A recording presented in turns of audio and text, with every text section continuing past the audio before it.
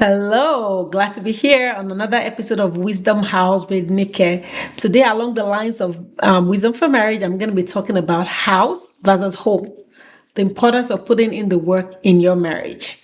So let's jump right into it. So sometimes I'm on social media, right, and I see maybe there's a conversation about maybe a celebrity couple breaking up. It goes round so quickly, and people will be in the comments say, "Oh my goodness, why did she leave him? He was so popular, or he's so rich, or why did she leave him? Or he provided a big house, or she provided the fame and the fortune. Why?" And the reason for that, guys, I'm not saying that's all the reason, but it's not about the house, right? It's about the home. They didn't leave the house, they left the home. And so that's going to take me to the definition. So when a couple, they just got married, they're in love, they make that decision, want to live together, we want to be married, they get married, and they start looking for a space, right? Maybe an apartment, it could be something small, it could be something big, medium, whatever. Okay, they start living together. In the first few months, they're getting to learn more about each other, right? Each other's sleep wake cycle, their schedule, or just even their pet peeves. You're getting to learn that.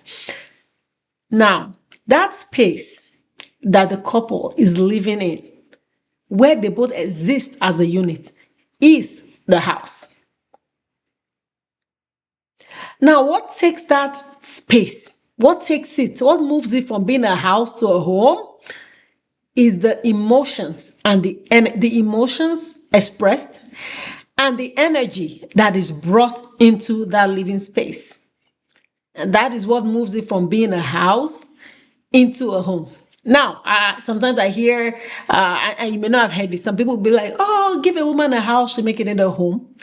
I want to say this: the responsibility of a home, of that emotion, and that positive energy I'm talking about relies on both the husband and the wife. It's so important that the couple makes it each other's responsibility to make sure that the energy and the emotion they're putting into their space is positive. And I say that because things like the cleaning of the house, paying the bills, food in the kitchen, food in the fridge, those things are very important. I'm not trying to downplay them at all, but I see them more as housekeeping, right? They're very important, and it's more of a housekeeping, right? We want to run this house, but the emotions and the energy is what moves it, okay?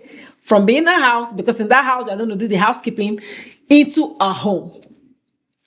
And I say this because the home is where you want to come back to.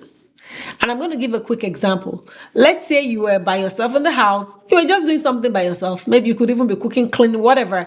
You're listening to music, enjoying your own company, having a good time. Then your spouse walks in. Let's say they walk in looking glum, sad, despondent with a long face. They walk into the house and you just say hello, and they walk in.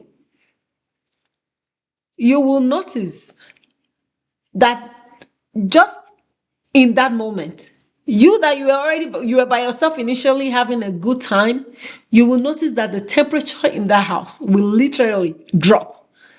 You're going to feel the cheerfulness and the joy that you were feeling. You're going to feel it just fly out the window.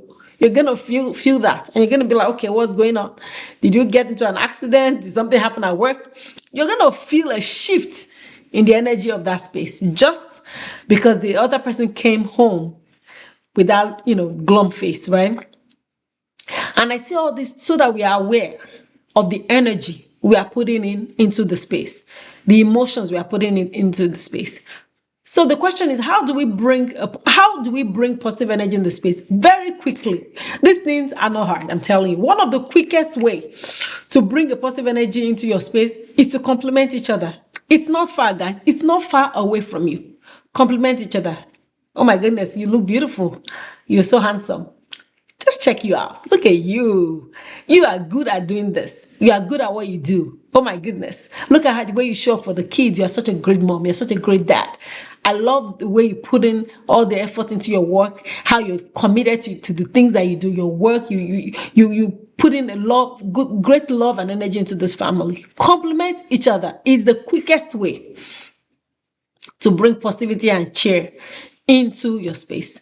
Now, somebody's gonna ask me, Onika, are you saying we should not express our when we are having strong emotions, or when we are having negative feelings? Are we not supposed to express ourselves? And I want to say this, okay, with a lot of understanding. It's so important that when we are expressing difficult emotions, or even our emotions, if we know it's going to be it's something negative, right? We are feeling it that way. Let us deliver our emotions with kindness and respectfulness. When we are expressing negative emotions, do it with kindness and respect. And somebody's going to say, oh, Nikki, how do I do that? That's where you need to get a copy of your book, Marriage Alive, Finding Joy, Fulfillment, and Purpose in Your Marriage, by yours truly, Adenike Karim. I put it there, how to handle difficult conversation and difficult emotions. I don't want to spoil it for those that have gotten their book, but I put it in there, how you can deal with difficult conversations and difficult emotions. And under the title, The Rules of Engagement. You'll find it in this book. So in summary, let us be aware of the energy and emotions that we express within our marriage. A lot of negatively expressed emotion can take the energy in the home from being positive to negative. And like I said, the home is where we want to come back to. When we go out there, we want to come back into the home. And what makes the home is the house plus the emotions and the energy we put into our space.